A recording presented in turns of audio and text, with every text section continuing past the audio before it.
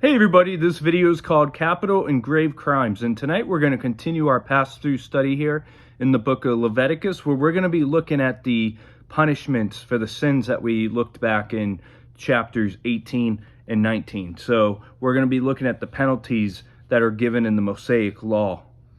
In Leviticus chapter 20, verses 1 through 5, it says, "Then the Lord spoke to Moses, saying, Again you shall say to the children of Israel, Whoever of the children of Israel or of the strangers who dwell in Israel who gives any of his descendants to Molech, he shall surely be put to death. The people of the land shall stone him with stones. I will set my face against that man and will cut him off from his people, because he has given some of his descendants to Molech, to defile my sanctuary and profane my holy name. And if the people of the land should in any way hide their eyes from the man when he gives some of his descendants to Molech, and they do not kill him, then I will set my face against that man and against his family, and I will cut him off from the people, from his people, and all who prostitute themselves with him to commit harlotry with Molech." So, chapter 20 here, it's very tense words that we see in the penalties for those who commit idolatry with Molech. And in this chapter, capital and grave crimes are discussed with, as mentioned in the very opening of the video.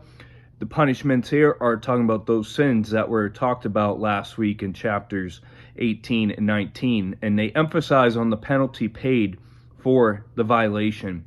In the worship of the horrific idol Molech from Leviticus 18 verse 21, as Molech was worshipped by heating a metal statue representing the god until it was red hot, and then they would place a living infant, commit an infanticide on the outstretched hands of the statue while beating drums to drown out the screams of the infant that they were burning to death. And Molech's worship called for the death penalty. And God, looks at this so severe that he says, if my people do not uphold the penalties of these laws, I will deal with the people myself. So God will prosecute if the legal system of Israel failed to. And sadly, we see later on as we go through the Old Testament that even Solomon built a temple to Molech in 1 Kings chapter 11 verse 7. And then you see King Ahaz of Judah gave his own son to Molech in 2 Kings chapter 16 verse 3. And then King Manasseh of Judah gave up his son to Molech in 2 Kings 21 verse 6. And prostitute themselves is figurative for spiritual harlotry and pretty much spiritual idolatry. And to cut him off is to be killed, to be put to death. In verses 6 through 8 it says, "And the person who turns to mediums and familiar spirits to prostitute himself with them, I will set my face against that person and cut him off from his people. Consecrate yourselves, therefore, and be holy, for I am the Lord your God, and you shall keep my statutes and perform them. I am the Lord who sanctifies you." So familiar spirits, they refer to demons. And as I mentioned in Saturday's video, that when we have an idol, we are really giving worship to the enemy, and we're giving worship to his minions. And God says that he would punish those whoever would be involved in occult. And God says, set yourselves apart. And that is the whole purpose of the law here in Leviticus, is sanctification, to be set apart for God and to set yourself apart from the things of this world and the wickedness of this world. And in verse 9 it says, "For everyone who curses his father or his mother shall surely be put to death. He has cursed his father or his mother, his blood shall be upon him." So we see that dishonoring one's parents had fatal consequences. And when I read verse 9, I think of the saying that some parents will say to their kids, "I brought you into this world and I can take you out of it." But I don't believe that's what this verse is telling us to do. And that is true in ancient Israel. But Most theologians believe that this applied to adult children. This does not apply to, a wise adolescent child or a preschool child mouthing back at you.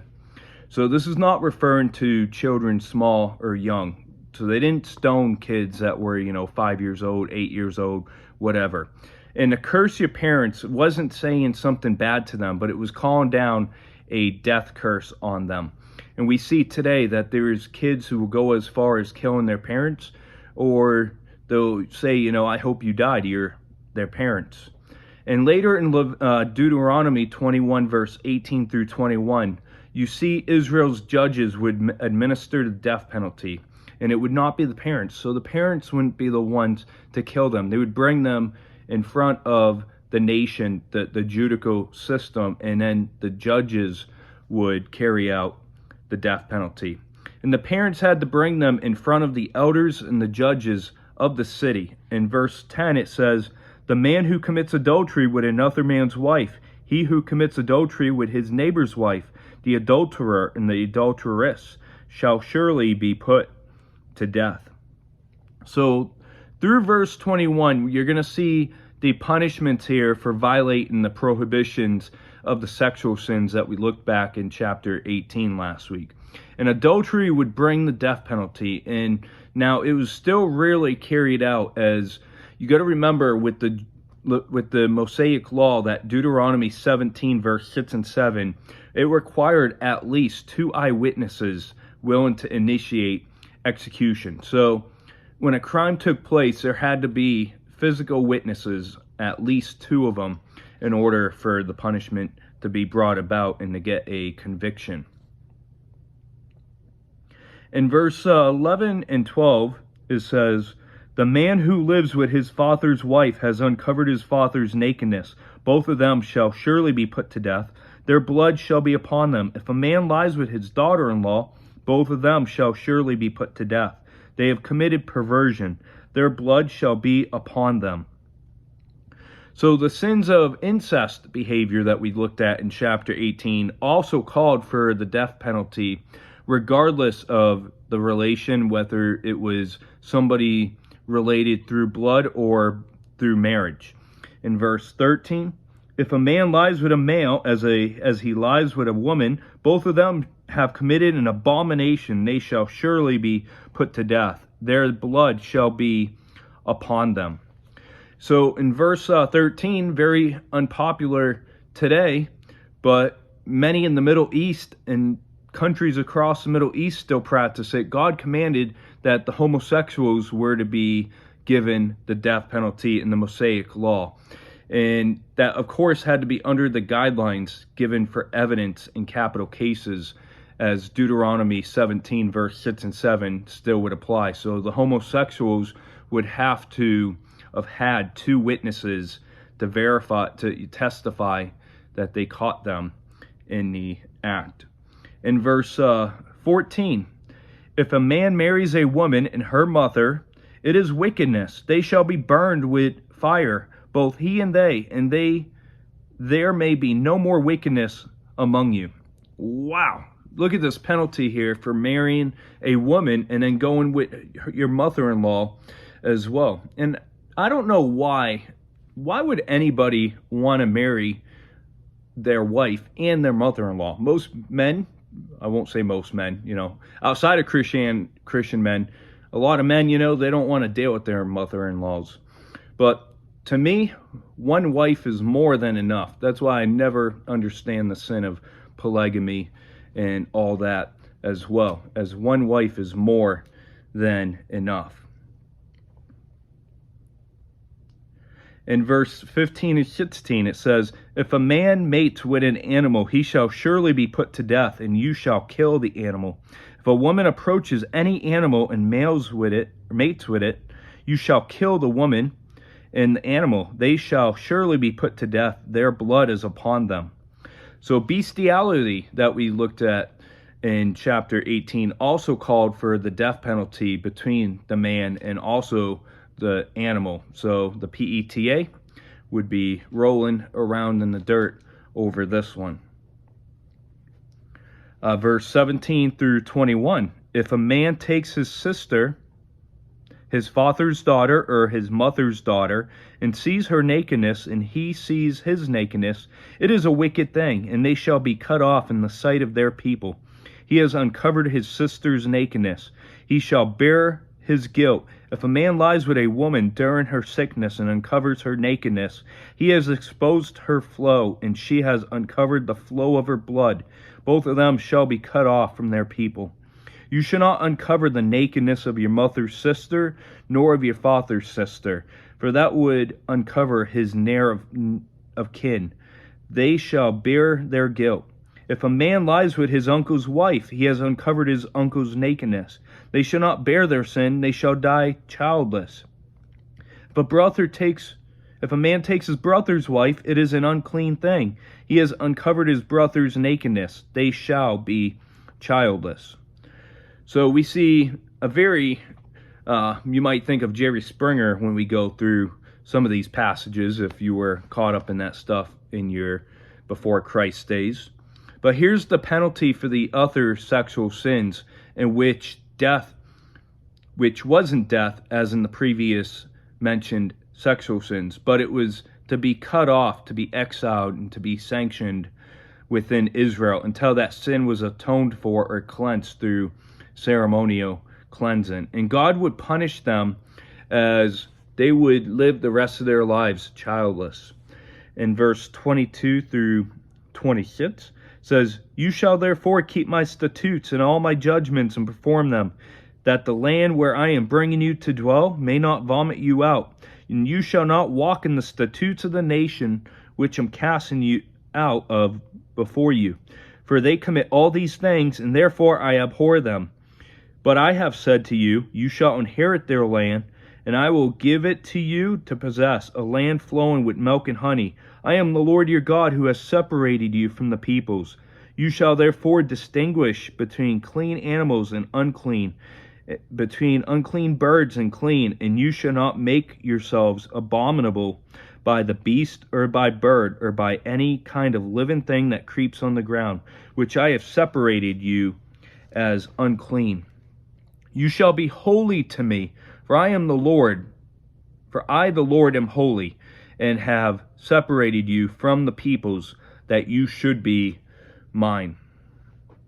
So God told Israel repeatedly that remaining in the land required obedience to the Mosaic covenant, the law that he has laid out. And God wanted all of Israel. He didn't just want their obedience, but he wanted them as whole. He wanted to have fellowship with them. In verse 27 wraps us up here. It says, A man or a woman who is a medium or who has familiar spirits shall surely be put to death.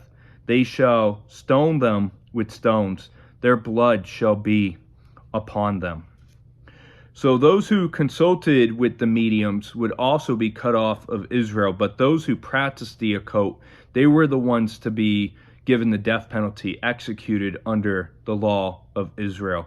And it's much more serious to lead others into sin than to sin ourselves. And so the penalty is greater. And I'll cover another verse in the New Testament at the wrap-up part.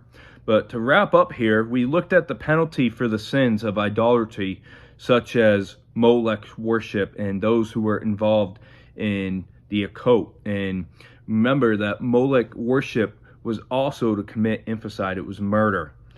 And it separates us from God when one practices the occult. Let's look at Acts chapter 19. So Acts chapter 19, start with verse 17.